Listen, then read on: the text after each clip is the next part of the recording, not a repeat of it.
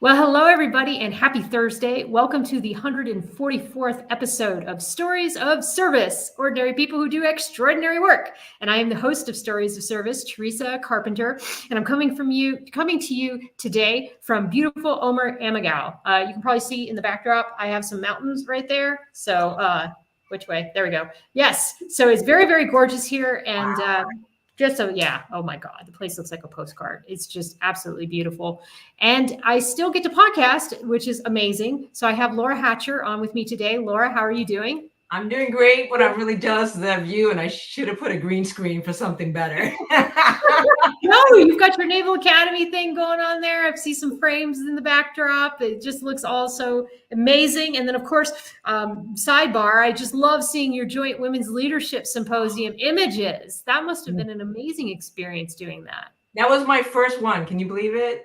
31 years in a uniform, and I've never been to a Joint Women's Leadership Symposium. And no way. It was either not anywhere near where I could go. I was always on the opposite coast, or I was wrapped up in other things. But that was just simply an amazing event. The leadership did such a great job putting that on. It really is. And you walk away from there thinking you can just take on the world. Yeah. I remember every time I go to those, I'm seeing like the best sides to everyone. And I'm like, this is awesome. I'm so motivated. I would say that's true if I was attending in the traditional capacity, but as a photographer, I barely walked away after 4 days of photographing. And all I could think of was, oh my God, I have 6,000 pictures I got to get through.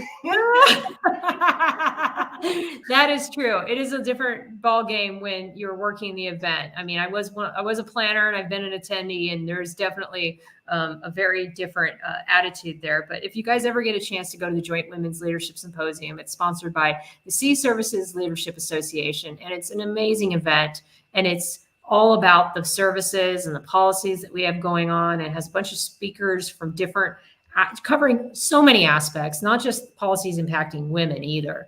And it's just an amazing event. But I'm going to tell you guys a little bit about Laura, and then we're just going to dive right into the conversation. If you guys are following us from YouTube, please hit that subscribe button. If you would like to ask a question or you have a comment, you can see I have a little comment screen right here. So thank you. Heidi Lanzini is already on the call. So Heidi, how are you doing? I'm glad that you're here with us.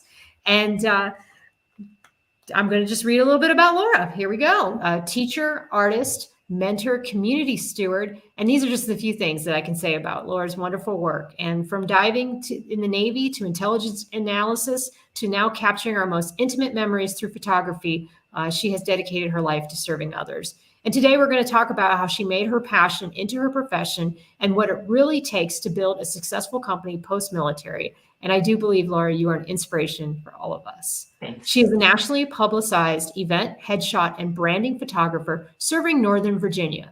She started her photographic journey as a hobby while on active duty with the United States Navy. Now a retired naval officer, she owns and operates a cozy photography studio in the heart of historic Old Town Alexandria and is enjoying her second career as a full-time professional photographer and businesswoman. Notable clients that she's had include the Virginia War Memorial, the United States Naval Academy, which is also her alma mater, go Naval Academy. The Naval Academy Alumni Association was one of her notable clients, Military Officers Association of America, the City of Alexandria, Visit Alexandria, and Texas A&M Bush School of Government and Public Service. She also teaches photography and business-related workshops for Capitol Photography Center, and she continues to serve the veteran community with her headshot and military ceremony photography. She is also an avid mentor and leader in her local community, as evidenced by receiving 2 2021 Small Business Development Center Veteran of the Year Awards for Alexandria and the State of Virginia, runner-up, and the Virginia Department of Veteran Affairs Women Program Office 2021 Trailblazer Award. Welcome again, Laura. Thank you. I got to shorten that. No, I loved it. I just love reading all the words. Every time when I read things, I mean, it's just, you're the epitome of why I started this podcast. I mean, people like yourself who not only just give back and have this business, but are just doing so many wonderful things in the community. So first off, as we were discussing before the call, tell me a little bit about your childhood and where you were born and raised. Childhood. Okay, it's a little unconventional. I was raised by a single mom, British woman in London, England, born and raised in London, England for the first 9 years of my life. I'm a military brat by birth, actually. My biological father was Air Force. But the man who raised me with my mother when she remarried when I was 9, as a Navy sailor, he was E6, cryptologist when she met him. And I got to observe throughout my childhood him rise to the rank of E9. Basically, we moved around the world. And I was trying to count out how many schools I've been to. I got up to 7, but each time I got up to a different number, I kept thinking, oh, wait, I forgot about St. Ives, Cornwall. I forgot about Louisville, Kentucky.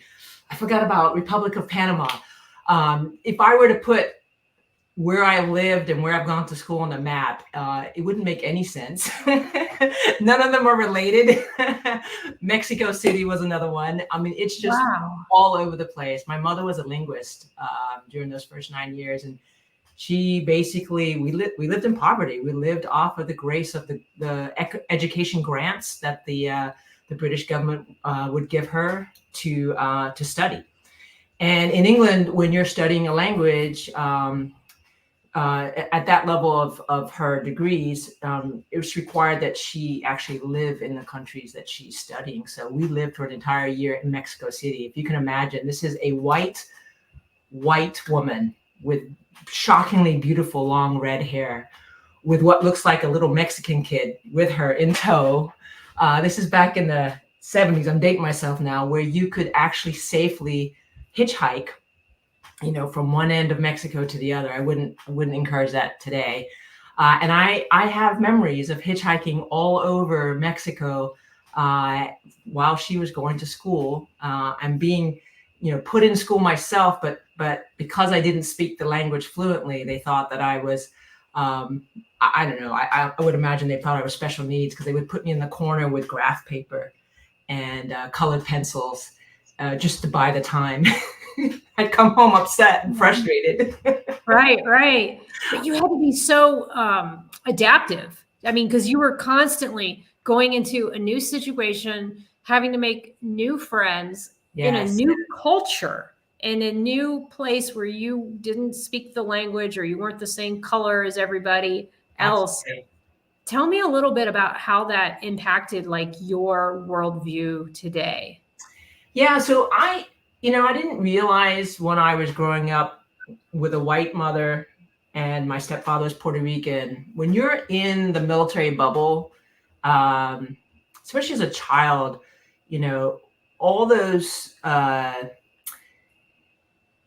me just bring up the nasty word racism, right? You don't see it because we're insulated. It's probably there. I'm sure it was there. But I grew up in Spain. I grew up in Republic of Panama. Most of them were tropical countries, Spanish-speaking countries, and I was fluent in French and Spanish probably about the time I was 9, just having moved around in all those different countries. So I felt like I was adapting. But when I look back now, I do have some memories. One in particular I've written about on LinkedIn. My grandparents lived in, you may know this location, St. Ives in Cornwall, which is at the boot of England. And I used to go there for the summers. And I remember my mom leave me there for a little while, and I went to school. I was the only brown kid at the school, and I had this distinct memory of the school children. We're talking maybe age 5 or 6. The school children clasping their hands, circling around me and singing. There's this popular pop song at the time called Brown Girl in the Ring. And didn't realize it at the time that was, pretty much bullying. Right, totally. So that song always has an interesting memory for me. And they just danced around, like daisy chain with me in the middle, singing Brown Girl in the Ring. Fa la la la la, she looks like a sugar in a plum. That's the lyrics. It definitely impacted me. But I think if anything, and I know you know this, being in the military itself, and then also being a military brat, you do gain a sense of resiliency. There is an expectation for change. However, I would also argue there's always this sense of loneliness because you never really fit in. And not only do you not fit in, but for me, not actually having a color, if you will, to identify with, right? Because when I grew up, everybody wanted you to be in a box. They wanted you either to be white or they wanted you to be black. And it was very easy to figure out quite quickly that I was didn't fit neatly in either one of those boxes. Yeah. Especially when my mom showed up with her British accent and her very forward thinking and language at my basketball games, at my track meets, and everybody realized, wait a minute, she is really not like anybody else. But you did sports, and I'm sure that helped. Did it? I would think. It did. My parents were very encouraging in terms of making me understand that I could do anything I wanted to do. And I quickly caught on that there was a sense of competition, if you will, a sense of rivalry between the genders. And that was where I felt like I was constantly pushing the envelope, right? Boys would tell me, no, you can't play football. I'm like, well, actually I can, because I don't want to do that cheerleading thing. Right. I was always a tomboy. So if you can imagine, every sport there was, I tried it. I have tried every sport, water polo, softball, volleyball, track, you name it. And I only stick with the ones that I'm good at. Right. But, I just had on a gentleman last week, Michael Myers, and he was talking about how basketball was what really saved him. He grew up in a home where there were some issues and some problems, but he found a coach early on that really took him in and mentored him. And this probably explains too why mentorship is also such a big value of yours, because you probably had that through some of these sports, I would imagine. Absolutely. And when you don't realize it when you're young, but when someone sees you, and by someone I mean a coach or a teacher, I was definitely a geek academically and a jock. And I was the kind of kid that kept in touch, wrote letters every year, Christmas cards to my counselors, to my favorite teachers. And even to this day, I get a Christmas card from a counselor from high school. And she took a shine to me because her husband was an Academy grad. And when she found out that I got in, I suddenly became part of the alumni family, right? At 17. Right.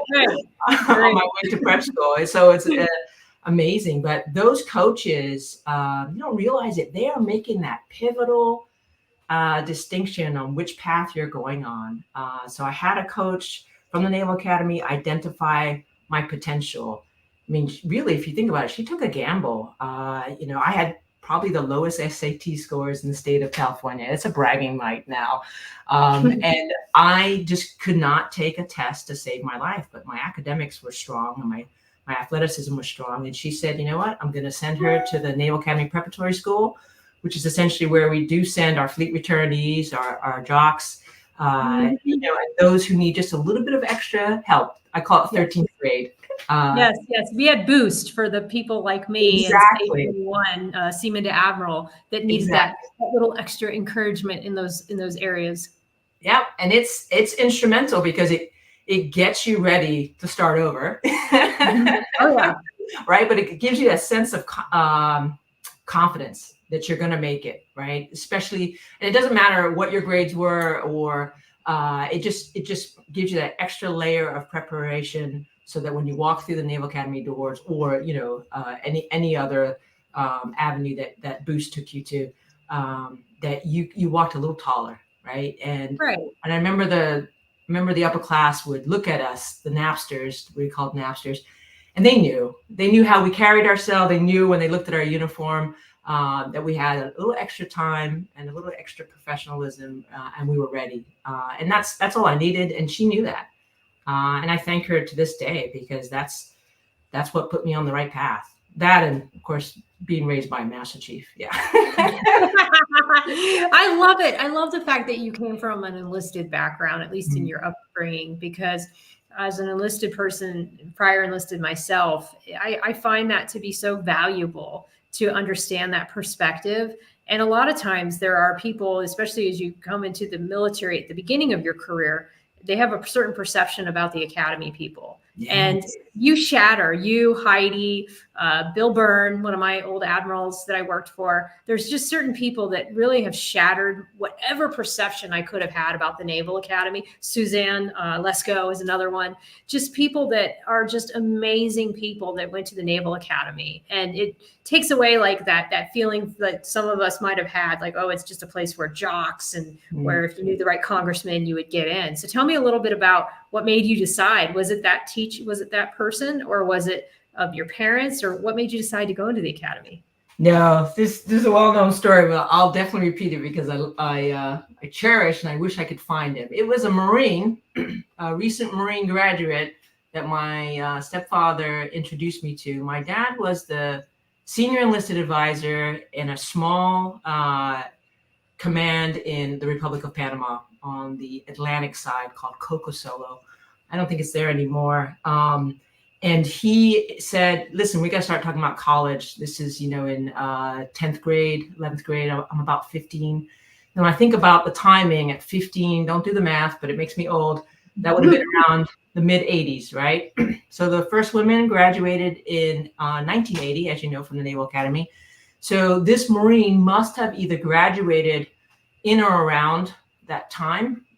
So he takes me to his office. He leaves me there for a little while with him. The Marines starts talking about the Naval Academy, gets me really pumped up and excited about it. He pulls out like all of the yearbooks that I soon inherited myself for a little bit of a penny. And he's flipping through them and I'm excited, I'm pumped. And then out of nowhere, he says, yeah, it's an awesome place, but I don't think you'll make it because you're just a girl. I was like, whoa. I laughed pissed. I was so pissed. Yeah, I bet. I go home, I'm raged. And I told my dad, I was like, who is this guy? Why would he say that? And where is the paperwork? I'm going to show him. And I did. I signed up. A little frustrating because living overseas, everything gets lost. Everything gets lost in translation. Everything gets lost in the mail. So my first application got lost. This is back in the day where you kind of did all the little bubbles, the bubble sheets to get in. And so once we left Panama and we had to be evacuated, this is during the time that Noriega was having his little tantrum. So they sent all the families home first. And then my dad got to stay behind for about 6 months, I think. And I get to San Diego, which is our next duty station. And I filled out an athletic sheet that the coach happened to have from my volleyball coach. So the combination of already being pissed off and ready to go, and then the coach, coincidentally sending out, and that's what they used to do back then. They just send out information packages to all the high schools just to see if there's any interest. And I filled it out. And keep in mind, let's be completely transparent here. I sucked in high school in terms of volleyball. I was not a great volleyball player, but I filled out one for volleyball. I filled out one for basketball. I filled out one for track. And volleyball picked me up. The rest is history. That's amazing. Yeah, so thanks to the Marine. That's all I got to say. Well, you know what? Sometimes it's the people who are our biggest detractors are the ones who motivate us. Like I'm sometimes really glad that I have haters, because I feel like, or people that are not completely on board with what I'm doing, because sometimes I just love to be able to prove them wrong and say, exactly. No, you can do this. You can have a podcast and be a public affairs officer on active duty. You can go into the academy and achieve your dreams, even if you're not the most academically gifted student or the best athlete. And that really shows that it really can work. And so once you got past SNAPS and you started going through the academy, did you find during those 4 years that you were there to be a very challenging environment because of your upbringing, or did you find that you were more resilient than some of your peers because of your upbringing? Oh, it was definitely challenging. it's hard to be a varsity athlete at the academy. My experience was there was always a sense of you're getting special treatment, right? Because you get to leave. Right. You get to sit at team tables. I'm here to tell you there was no special treatment. If anything, it was detrimental to my academic survival. I barely passed the first year, even with that extra, academics, and mainly because, you're constantly, in the fall anyway, we're constantly traveling and constantly, and I felt an obligation. I felt an obligation to that team, even though I sat bench for the first year as a plebe. I felt an obligation to that team for all 4 years, right? That was just that sense of, she got me through the door. I'm gonna stick it out. I'm gonna try and be a great player when my time comes. And my time did come. My sophomore through senior year, I developed into a much better player than high school. and I made some amazing friends and lifelong relationships, as most service academy experiences you'll hear about. Same with your military career. You pick up a few friends along the way that stay with you. But it definitely was challenging. And it was also way before the internet, right? So letters are what sustained you. Letters from your parents. I had one basketball coach who wrote me, I still have them, 20-page letters with, single font, typewriter. And he would just give me all the information of what was going on and just encourage me to keep going, And plebe year, I didn't have time to read all that. I'd have to read a couple of sentences a night. It took me like a week or two to get through the letters. But he was amazing. And again, that just goes back to, there's always a few people, a few coaches, a few teachers that just strongly believe in you, and they want to make you succeed, right? Yeah.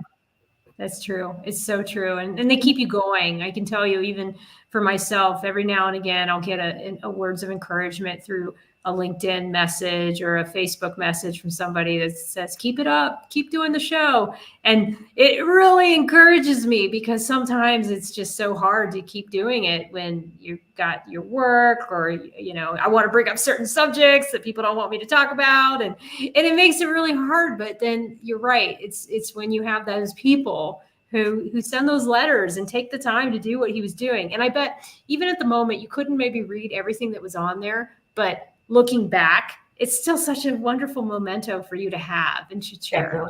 Definitely, yes. So once you graduated from the academy, I think I read that you became a Navy diver. Is that correct? Yes. Newsflash, there's no diving in Navy diving. I had to go to sea to learn that one. That was all about that jock, that inner jock that said, I am going to go somewhere where my mindset back then was, I'm going to stand toe to toe next to my male peer, and he's going to know that I did the exact same thing to get here that he did. Because back then, and I would imagine still so today, that was one of the few communities where women had to have the exact same standards as men. Right. Yep. So your entry tests were pull-ups. Pull-ups, couldn't even spell pull-ups as a woman back then, in the early 90s. But pull-ups, sit-ups, push-ups, swimming, running, it was no joke. But I got a taste of dive school as a midshipman. I went to jump school during the summer, and I also went to scuba school. So before I had even graduated, I've got, gold jump wings and a scuba bubble and a swagger, obviously. Right. More so than I had coming in. And, and I got to tell you, I desperately wanted to join the Marine Corps. And one of the reasons I did not join the Marine Corps is because towards your senior year, you start, second class year, maybe between junior and senior year, you start to get introduced to different various communities, so you can start making a decision on where you want to go, right, in your career. And I remember we had a Marine Corps get together where they brought in all these different leaders I went up to, long story short, I went up to this Marine senior person and I said, hey, by now I've got the jump wings, I've got the scuba bubble. I said, can I do any of this in the Marine Corps? I don't know if it's because he was taller than me or standing on a stair, but I just felt like he just looked down on me. And the first thing he said was, our women do logistics. And I was like, whoa. I'm like, well, that answers that question. I know what I'm doing. And I beat feet in the opposite direction, but no regrets, you know. Right. I really wanted to be a Marine because I felt like that was where I could fit in best. I do. And I think you would have made an outstanding Marine. And it's funny because all the Marine females that I have on my podcast just go on and on about how welcome and how inclusive the Marines are. Yeah. It's really fascinating. Like even ones that I know that are the speak truth to power people like me, they will go on and on about the Marines. And so it's a shame that you just had that one, and that's sometimes all it takes. More than just that one. There's a theme here, right? Starting with the first Marine, I'm like, yeah, well, that's true too. Good point. Yeah, you had that first one. But I mean, but you know what? It also said, okay, you didn't go, I don't want to be in the military at all. You just went, okay, fine, I'm gonna go this other route. Yeah, exactly. So I went back to dive school, which. You know, my instructors remembered me, but you know, it was a great lesson in failure. I'm going to tell you, it seems like I succeeded at everything I do, and that's so not true. I will tell you, I go back to dive school the second time, and I fail my entrance PT test because I had a short stint in Paris. For a semester abroad. The Naval Academy sent me after graduation for 30 days to Paris in an immersion course because I had graduated with a minor in French. And I just, you know, I figured, well, this is the last time I'm going to be able to do anything to do with this language. So I went to Paris. Big mistake. Paris has chocolate crepes. You may not have gotten the memo. Paris has, you know, wine, beer. Paris does not have gyms, does not have, at least I didn't find them, does not have swimming pools, does not have pull-up bars. And so I show up and I miss my entrance by one pull-up. You're supposed to be able to do 6. Mm-hmm. In training, I would always make sure I could do 10 because that way if I was tired, you know, I should be able to do 6. Yeah, I could barely make 5, I think. I failed. I got rolled back. You want to talk about a blow to that swagger and that ego. The military has a way of humbling you quickly, right? It does. And it just taught me, you know, that you're not going to be handed anything on a platter. You're just going to keep working. And so I essentially worked out for, you know, I think 3 or 4 months waiting for the next class. And much like naps, and this is what I tell my 3 sons, you know, you may be taking the long route to get there. You know, prep school doesn't mean that you're any less than the graduates that did it in 4-year. I'm very proud of my 5-year, 4-year program, right? Mm-hmm. Being rolled back doesn't mean that you failed, especially if you stay and persevere. So definitely humbling experience, but I made it. Yeah. I mean, Laura, I got rolled back in aircrew school. I got rolled back first because I didn't know how to do the swim strokes properly, because you have to know how to do the back, the breaststroke, the freestyle, and a side stroke perfectly. Mm-hmm. And I didn't know how to do that. So I got rolled initially for that. Then I got rolled for the helo dunker, because every time I went down in that helo dunker, the thing that flips you over upside down and then you got to find the exits, I freaked out, completely freaked out. So I got rolled over. That's the point. See if you freak out. And you have to figure out that one of the rides is blindfolded and you have to go out the main cabin door, which is not the window right next to you. And then the third time I got rolled back was because I couldn't scale the wall. There was an obstacle course in aircrew school, and it involved like a 7 or 8 foot wall. It wasn't even that high, but there was a way that a technique I had to learn how to hook my leg initially over and then use once my leg was hooked to get the rest of the way over. But man, 3 times getting rolled back in like an 8-week school. It was so humiliating and embarrassing at the time. But I look back now and I'm like, that's just part of the process. It is. Good on you for staying. Oh my goodness, that's amazing.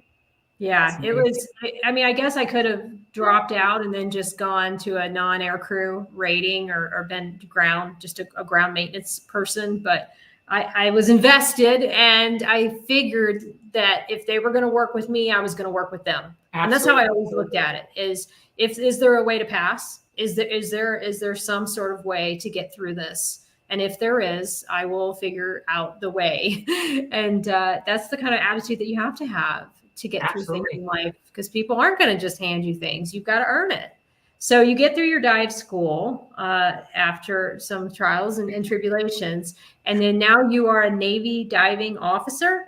Yep. So back then it was a BDO, basic diving officer. That designator was 1140. It no longer exists. And that was kind of a bit of the shock. As soon as I got into the community, it was already shifting. The salvage vessels had been reduced down to just 4, 2 on the East Coast, 2 on the West Coast. I was in Pacific in Hawaii. And I know being in Hawaii for my first tour sounds like, oh, woe is me, but you got to understand a dive boat, a junk boat is what we fondly call it. It's arduous duty. It's a small ship, a complement of about 100. Only 2 female officers on board, and you are constantly underway. Anything that falls out of the sky runs aground. We are essentially on a towing vessel on call, and we were always getting out there and doing and cleaning up people's mess. And so I got to see a lot of the island as we transitioned out. But most of the time you were underway and working and doing your job. And that first tour was hard in another way, and just that community has a very low tolerance for women. At least when I was there, not a lot of mentorship, not a lot of, and you're very isolated on those small ships. I struggled. I definitely struggled to find my rhythm, to figure out who I was, and as a result, my roommate left the Navy, and I came this close to quitting. But it was my stepfather who said, no, you've invested way too much, because you think about it, 5 years plus a 3-year tour, you're already, at the 8-9 year mark. Right. He's like, no, you don't get to quit. You just got to figure out something else that you're probably good at. And he was the one that introduced the whole concept of lateral transfers, basically changing my designator from 1140 to intel or cryptology. And I knew nothing about those two. Knew nothing about it. And I did not know that my dad was complete mafia in both of those communities, because he was a cryptologist himself. And at this point, he had already retired, but he had gone back in as a civil servant and was running all of the security inspections on ships, all of the highly classified programs that no one knows about or can talk about. And I didn't know this. And so when I do get picked up for intelligence, suddenly, I'm meeting people that had served with my dad. Once they drew the connection, because the names aren't the same, And it was interesting. It was definitely an interesting transition. No regrets, and the intelligence community offered so many different opportunities in terms of we were jack of all trades. You really are. Definitely. The thing about Intel too, I've worked with a number of Intel officers in my career, is that their job is really also never ending, because it's one of those things where you're gathering whatever the commander or the staff needs. So every single day is a mystery of the different things and information requirements and things that you have to track to ground. It is a hard job, but through the process, you become excellent briefers, excellent storytellers, excellent with PowerPoint, excellent with analysis and reading. Almost sounds like you're describing a PAO. I mean, what's the difference? We just need a slap of clearance on you, right? Well, what's really interesting is that you see too in the content creator space, there are a lot of prior intelligence officers, Mm-hmm. because intel really does set you on a path to do public speaking, to be a public figure. There's so much benefits that I see from the intelligence officers. Jason English comes to mind. I served with him. It's Strike Group 15. He recently retired. And that's where I really got to know intel, was at Strike Group 15 when I was there as an assessor for the deployers. And I just had a whole new respect for the level of detail and work that goes into what you guys do.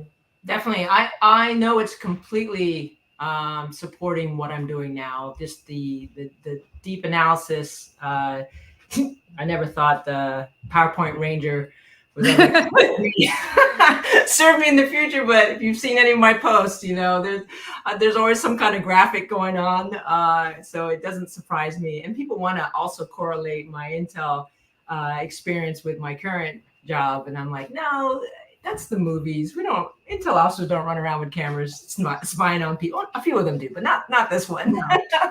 No, I think it's more in terms of your ability to think outside the box and how that you present information and how you determine what information is relevant for the commander to make a decision. Exactly. Because it's there, you could choose from so much. I mean, there's so much out there, especially in today's age, that you can draw from. And to be able to distill that down to a briefing that takes 15 minutes or sometimes even less than that, and to give them that real-time critical information that they can use to make a decision, that's a skill. It's a real skill. So, and all before 7 a.m. It's amazing. Oh, I know. Which is why I'm not a morning person anymore. That's another thing, Laura, that people probably don't know, is that the intel community normally has to do the brief before the brief. Yeah. So they do a separate standalone brief with the commander, and the commander just has that private time with the intel shop. And then from those briefings, I can only imagine that you would just get a million other tasks and questions and find about this. So yeah, I'm probably bringing back some memories. Yeah, I'm getting PTSD. 3 a.m. wake ups to build a book, right? Yeah. Oh man. So tell me a little bit about you make it all the way through the intel community. You're a captain in the United States Navy. You're an O6. Tell me a little bit about the decision and how you said, okay, now I'm going to pivot into doing something else. How did that happen? I decided to retire just mainly because, and I know this is not true, but I had this sneaking feeling based off of what society tells you, you know, as women, what we can and can't do after the age of 50. This sounds silly, but I know it influenced a little bit. But I also had someone who told me, you know, the longer you stay in, unless you're in a unique job where you're learning something new, you may not be gaining the skill sets. You may actually be wasting time starting your new life. And that just stuck with me, right? My last job was with Navy IG. I wouldn't say that I had learned anything new. If anything, I kind of walked away going, whoa. Yes, that's a of my roommate that I've been with for 30 years. And there's a lot under here that I don't necessarily want to know about. You know, it was eye-opening, right? And I could have easily gone into any job that I had already done. But something told me, why would you, then why get out if you're just going to do the same thing in a civilian uniform, you know, in a civilian attire? And that in itself scared me. Like, what am I going to do with all this hair? And I've got to actually get dressed? No. I know. And that's a whole other issue. Yeah. Like, are you going to have to be the exact same thing that you just did in the military and go through all the same games? I mean, we all love it, certainly, but there's also a lot of things about the military that are very, very hard to sometimes deal with day to day. And do you want to do those same things? If you want to, then stick around. So it's funny because you struggle, right? Because the things that I would argue that I was very comfortable. Remember, I'd been in it my entire life, very comfortable in the bubble, but I also knew that there was more. But the scary part is you don't know what the more is, right? And it's overwhelming. And I have stayed in the transition space So I very much understand. And one of the things that I would offer is if you are, for your audience, if you are transitioning, it's okay when someone asks you, do you know what you want to do next? It's okay to say no. We're not going to think less of you because you don't have an answer like you were supposed to when you were in uniform, right? We've just been completely institutionalized to always be ready and always to know exactly what we're going to do. Yeah, have an answer. Know the mission. You don't have to know the mission. You take some time to figure it out. And I will tell you, the first year that I was out, was an emotional. Looking back on it, it was an emotional time for me because I just felt completely disconnected from the world that I had been in my entire life. And all I thought was, I have to get a job. I'm head of household. I've got kids in school. I've got a mortgage. They're expecting me to go back and get the same amount of money, right? And then, of course, you listen to all the nonsense at TAP that says, well, you're an O6. And really, this is how much money you have to make to accommodate for all those benefits that you're getting. And it's some ridiculous number that no one's going to pay you the first day out of the gate, right? Right. And unless you want a horrible commute, drama, somebody else's priorities, go back to the Borg is what I said, but not me. And I just couldn't see myself doing that. And so I did go and work in the nonprofit world for a hot minute. I did go dabble in contracting also, just to prove to myself that I didn't want to do it, because my parents always told me, got to try everything. Sure. Don't say you don't like something if you actually haven't actually tried it. I think they were talking about my Brussels sprouts, but still. Right. The point is you don't have to know what you want to do, but you do have to know who you are. And that's something that I did not know coming out, completely defined by my uniform. The brand was what I was wearing, and now I get to reinvent myself. But the one thing that probably gave me a little bit of hope is the Navy was paying me to wake up. I have a pension. I have healthcare. I have a roof over my head. I have a healthy family. I've invested there my entire career for my kids' college. I just got to go figure out what's going to make me happy. It took me a little while to figure that out, but it's a blessing that we have that freedom. I'm in the same position now. I'm nearing retirement, and it is amazing that we have that opportunity to be able to take a little bit of time and really decide how we want to spend that time and the things that make us happy. And good on you for trying the conventional route and then saying, that's not for me. But if I remember correctly, you were also dabbling in photography even before you left the military. Is that correct? I was. So I caught on very quickly towards the end that no one is going to question the 06 walking around with a camera, right? No. Well, and there's no reason not seeing an 06 as a doer. I mean, that's another thing too. I mean, sometimes some of our leaders, quote, and I say this in air quotes, leaders, think that they don't have to do anymore because they're in the most senior ratings. And so to see somebody at your stature at 06 carrying a camera around, people are just kind of like, they don't even pay attention to it because they don't understand it. I just didn't want to sit in the hot sun or in the boring, auditorium listening to long speeches. I'm like, you know what? Can I take your pictures? Yeah. And I'm just going to roll around. And so I started doing that. I wasn't obviously charging, because that would be an issue if the Navy captain that worked at IG was actually running her business, right? Out of But it was a great breeding ground and a great training ground where you were going to go next. And exactly. And I've taken some of my first pictures that I took while I was active duty were retirement ceremonies, mainly because I just wanted to try it, and I knew no one was going to question me, and it was beautiful. I love it. That's so smart to just do it. I mean, it's so much, Laura, everything you're saying, I'm just like, I just relate to it. Like this show, I'm not getting paid for it. I don't have sponsors. I don't have none of that. I'm just doing it. I'm just doing it.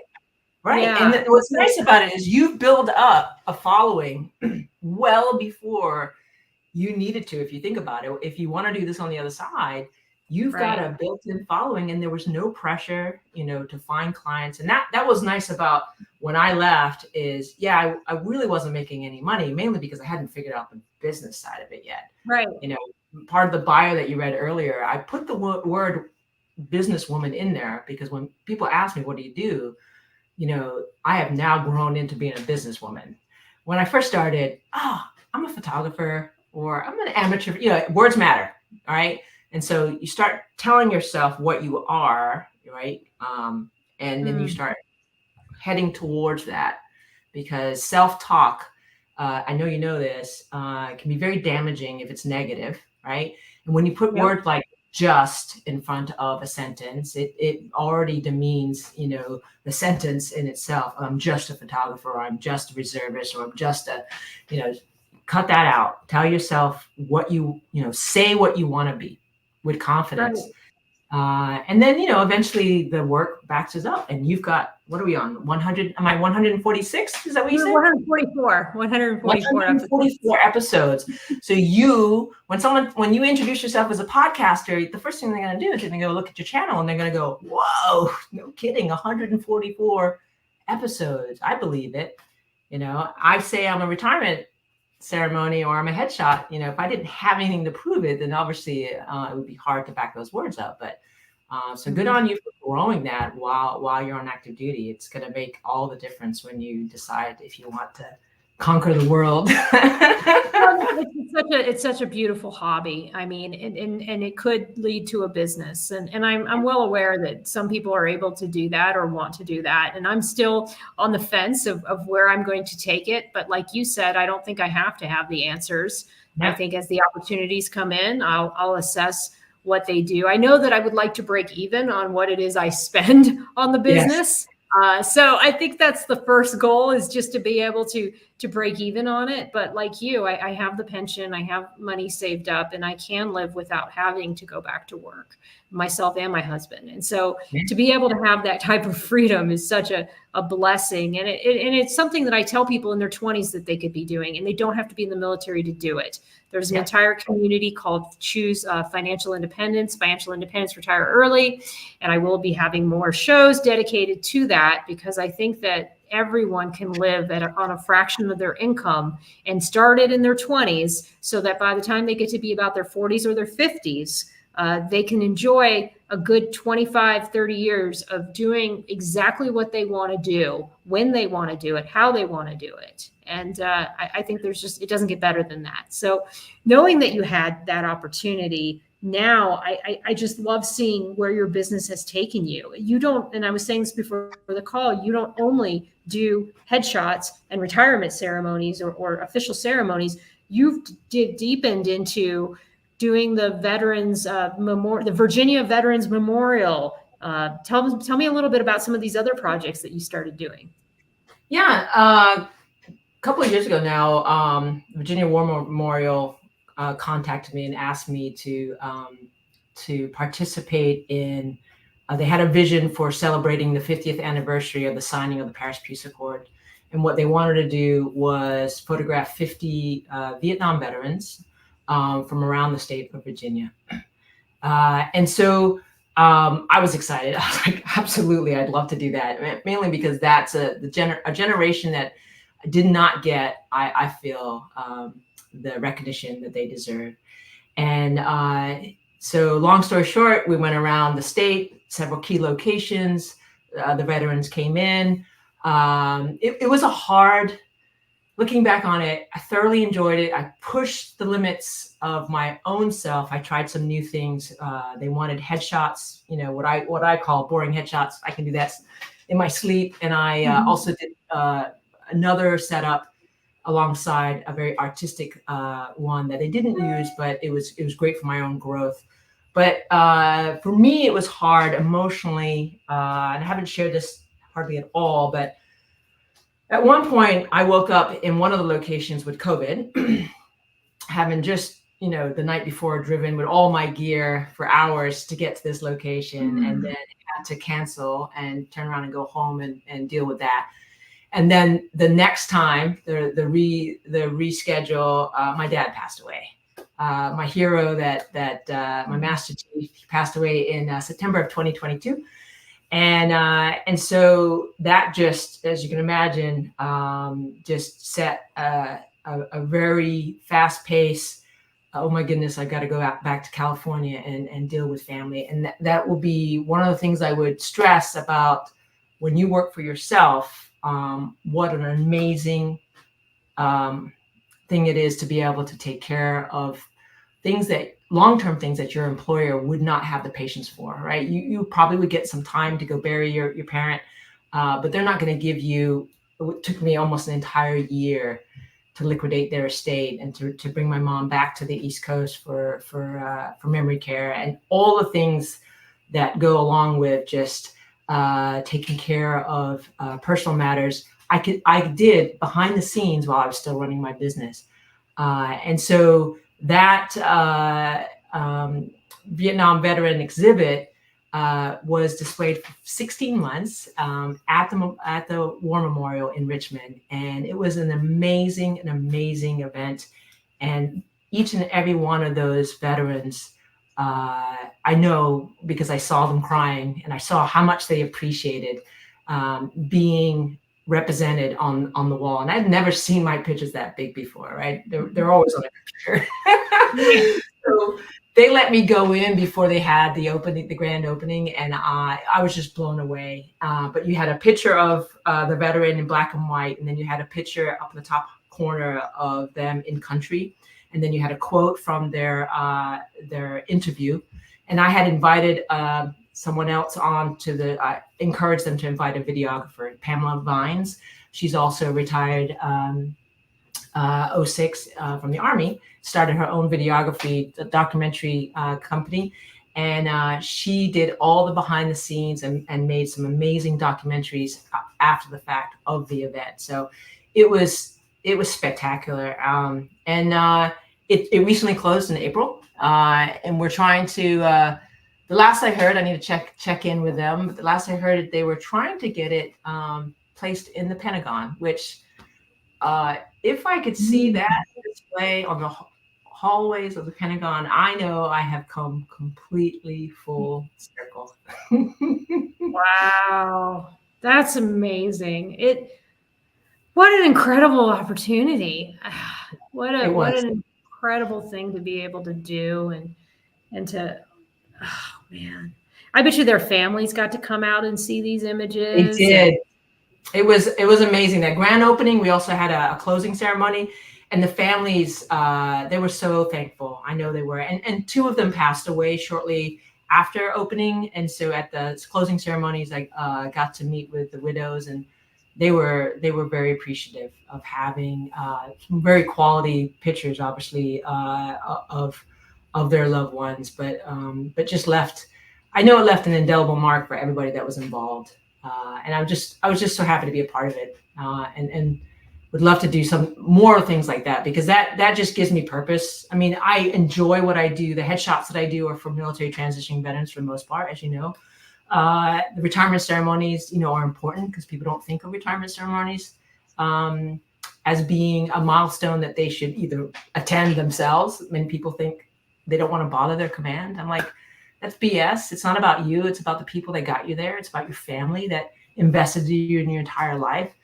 And so those are important. But these projects where I'm leaving a little bit of history behind and making sure the world knows about, the Vietnam veterans, for example, or women in uniform, those are important. Those really are. They are.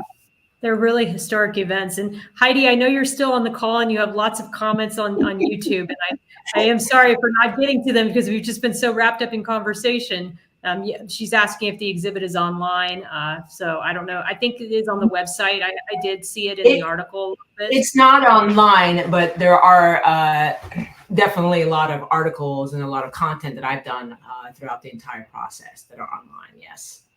Okay. And then she also said, ask her about her Harley. So tell me a little bit about So I need to ask you because Heidi asked me to ask you. Yeah, that Harley. So, after, I think it was it, looking at the map, 2021. So you can't see it, but there is. I'm going to go full screen. Here, I'll go full screen. There you go. There's then you're going to see the mess in my office. You see this map on my wall. So right there. Yep. That map was another project that I did in 2021. It was commemorating the 100th anniversary of the women's right to vote. It was a suffrage movement related event. And I tagged along. I documented about 25 women from riding their motorcycles from Portland, Oregon, all the way to Arlington, Virginia. I was in an SUV with a 16-year-old, 2 cameras and a drone. Wow. But it was phenomenal. It was phenomenal. And after that experience, however, I came home and I said, I think I'm a Harley owner, not so much a Harley rider. Those women were incredible and so inspiring, and we're doing hundreds of miles a day in heat, and they're through stretches of the United States that had switchbacks that I could not keep up with in my SUV, my brand new SUV with my 16-year-old on a driving permit. We're doing 90s, through mountains. He definitely learned how to drive though. But it was amazing. I don't think I could have done it on a Harley. Just the fortitude, just the mental. I mean, you have to constantly be on when you're on a motorcycle. I don't know if you've ever ridden a motorcycle, but you can't drift off. Been there, yes. Yeah. They're very scary, actually. I mean, you have to really be on your game, like you said, to do those. So, oh, wow. You've had so many cool experiences. And then tell us a little bit about, now you have another project with the hair. So tell us a little bit about the hair. So I did a post about a week ago, got a great response. Full disclosure, because I have 2 speeds. I think everybody knows this, fast asleep or full speed ahead. Yesterday I signed a new lease on a new studio. So this month I am about to move from my current studio in the heart of Old Town, just a couple of blocks, to another studio that has twice as much space. So I do have a lot on my plate this month, but I did decide that I wanted to do a personal project. Creatives, as you know, have what's called personal projects or passion projects, and it's just to keep you motivated, right? Because you can get sucked into the kind of the mundane of the business, and I say death by headshots. And sometimes I forget to get creative, right? Because I'm doing the same thing, doing events, doing retirement ceremonies, and they become routine after a while. And I still enjoy every single one of them, but I needed something to kind of expand my creativity as well as to interview people and learn about them. And I decided hair. Different ways you can go with it, but all I want to do is let's talk about it. So I threw out a survey that some people have filled in, and oh my goodness, the responses have been amazing. I just have to find some time to read through them and share them. I also want to add an element of photography to it, but I also, I'm reaching out to people across everywhere, if you imagine. So if you're local, I can definitely do the photography piece. I haven't quite figured out what that is yet, but I was just so excited about the response and some of the things that I heard. And one of the takeaways I'll share with you is that our family and those we grew up around actually start to influence us very early about our self-esteem and how we feel about ourselves, especially when it comes to hair. A couple of comments were, a mother told her daughter that she had Hispanic, she's a Latina, pelo malo, which means bad hair, right? And so she grew up always thinking that her hair was bad because that was the words that her parents had used. My mother struggled with my hair because being white, she didn't know how to take care of it. So she would cut it off, and I'd have these cute little Michael Jackson looking afros, but I didn't want to be a little boy, but everybody thought I was a little boy for the longest time because that was the easiest way. And so you don't realize how much of an influence your parents have on the way you think. And the way that society also, I think, puts pressure on people to have hair look a certain way. As a person who has very curly and very wavy hair, I feel there's a lot of pressure for us to have very slicked back, very neat. And what is neat? What is frizzy? Why do we have these definitions out there? Why are there even those? But you will find that you're right. Your parents and people who have raised you, they do influence the way you look. I can remember even in my early shows, I would get comments from my mother like, "Oh, you should put on some makeup. Oh, I see you didn't wear makeup for this podcast." And it used to just really infuriate me because I used to think, well, why? Why do I need makeup in order to go on a show? Why does it matter if I'm wearing makeup or not? And so hair is along those same lines. And there's a lot of people who I think would really benefit from being able to just celebrate however they want to wear their hair, whether they want to wear it curly or straight or an afro or however. But sometimes there isn't room to celebrate that, and there should be. Well, there is. And also you have to keep in mind that there's a lot of theys out there. They say I should do this. They say it should.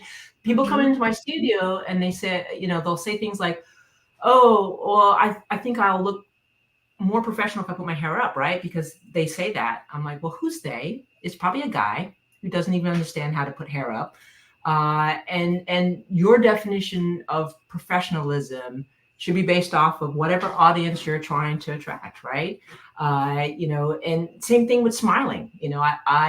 I will ask someone, I'm assuming you'd like to look approachable. I know I asked you this when I took your headshot. Do you have an aversion to showing your teeth? Do you smile with or without teeth? And sometimes I'll get, no one's ever asked me that. Well, I want to know because I don't want to be standing back there behind the camera waiting for what your definition of smiling and looking approachable is. Let's talk about it, right? And I don't know how many times I've heard, well, smiling's not professional. And I'm like, I'm sorry, who said that? Yeah, like who makes these rules? Who's the they in the sky? Like even to this day, I think I still I have my hair in a bun right now from earlier today when I was teaching at the NATO school. But why can't a woman wear a ponytail past a certain length in the military? Why is it only 2 inches, I believe, below the collar for the Navy? But then the Air Force and all these other branches are now allowing longer ponytails. Who made that rule? Who said only a ponytail that goes to here is professional, but a ponytail that goes 4 inches past our collar is not professional? It's just, we really should question these things and say why. Because if there doesn't need to be a reason for it, I can tell you too, from wearing tight buns, and you and I talked about this, it can cause migraines, it can cause headaches. Why put ourselves through that if it's not needed? Definitely. So, it was a struggle. It was, I mean, I have a love-hate relationship with my hair. And for the first 6 months that after I retired, my husband had to remind me to take it down. He's like, what, why is it, because basically in the morning, you just twist it, add some water. Oh yeah, that's what I have in here. I have a little twist thing. And then suddenly it's gone, right? Right. And there was never any curls. This is just to remind me that I'm not in the military. There are no curls. Exactly. Why is this not professional? Like, how is this not professional? Why is it that I cannot wear my hair this way in uniform in an office? It really makes. Personally, I wouldn't, because after about noon, the frizz sets in, and then it's a distraction for not just for you, for me, but no, I get it. I just anyway, so that was my intent with my hair project. I'm gonna do some little vignettes. I'll give some feedback on what I'm hearing, and hopefully I'll once I get my new studio set up, hope to add some photography to that. But there's no time limit to it. It's just to remind me that I've got to get outside of the business mind and be a little bit more creative, because you tend to forget why you're in it. And sometimes I don't actually. I used to walk around with a camera every single day. Any TAD I went on, temporary duty I went on, the Navy sent me. I have street photography from all of the holes in the wall that the Navy sent me. just for that creativity. So it reminds me of my storytelling. I'm the same way. Like I bring my phone with me everywhere. And even if I'm just walking, like I think I did a video the other day about the screens that I saw in Athens and how as I was walking down the elevator runway or elevator walkway, I just saw the faces pop out and they would, it was just like along the side of the elevator.